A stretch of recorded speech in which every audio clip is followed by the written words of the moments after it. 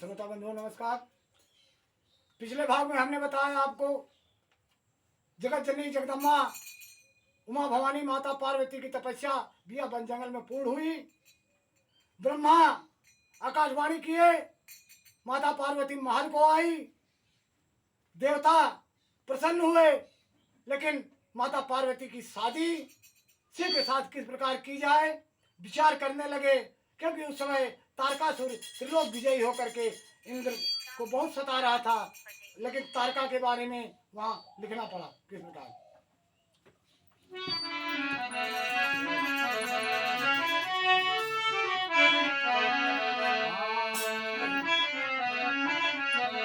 अरे तारका असुर पाई,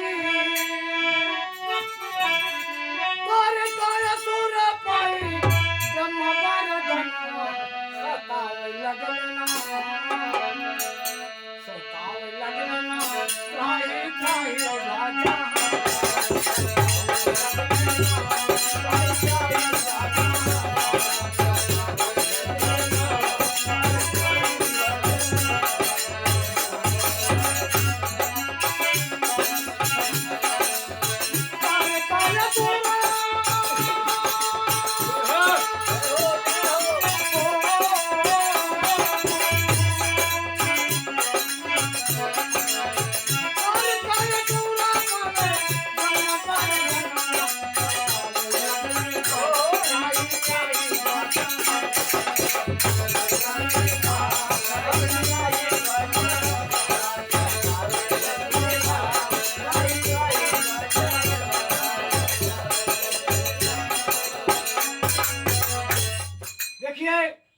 ब्रह्मा का वरदान पा करके तारकासुर त्रिलोक विजयी होकर के सुर नर गंधर्व मुनि यक्ष योगी जपी तपी संत मुनि ज्ञानी सबको सताने लगा। त्राहि मां मच गया त्रिलोक में।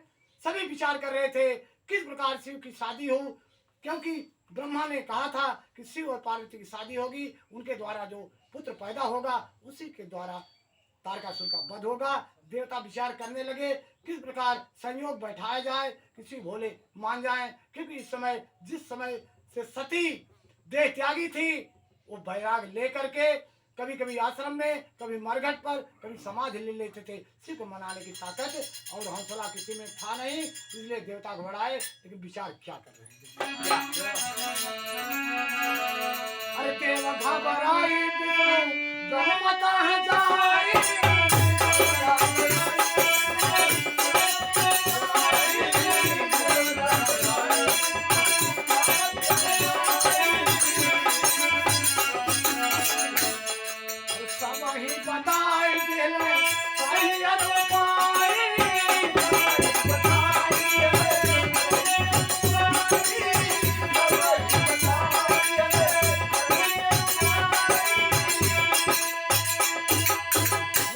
बताए शिव के पुत्र के द्वारा ही तारकासुर का वध होगा।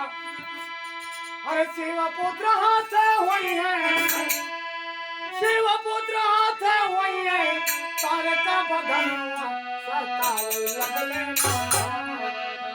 सतावे लगले, त्राहि त्राहि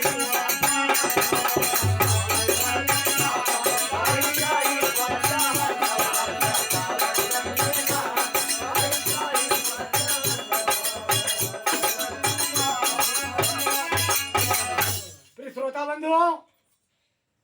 उपाय देवता रचाए, समय आया, कामदेव बसंत रति को तैयार करके भोलेनाथ जिस समय समाधि में थे वहां भेजे।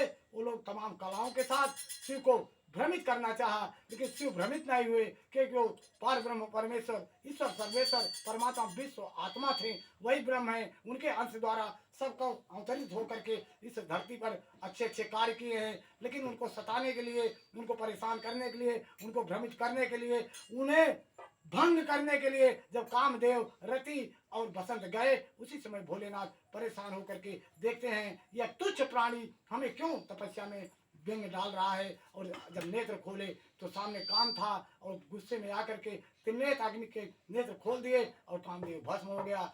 समय आया, रति भी परेशान हुई, सारे देवता भी परेशान हुए, लेकिन समय गुजरता गया। तब खुद नारायण आकर के भोले बाबा को तैयार किए शादी के लिए। भोले बाबा बोले ऐसी शादी नहीं होगी, पहले सप्त ऋषि को भेजा जाए।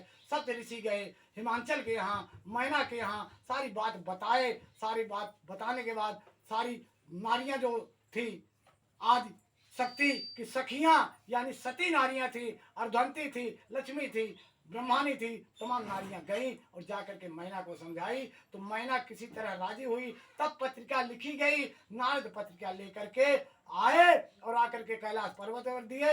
भोलेनाथ ने ऐलान किया कि ठीक है, जब जन कल्याण हो रहा है, देवताओं का कल्याण हो रहा है, समाज का कल्याण हो रहा है, तो मैं शादी करने के लिए तैयार हूँ। तो शादी का ऐलान किए, नारद पत्रिका चारों तरफ बांटे। तो बारात की तैयारी भोले बाबा किस तरह कर रहे हैं और भोले बाबा की विवाह की तैयारी चल रही है।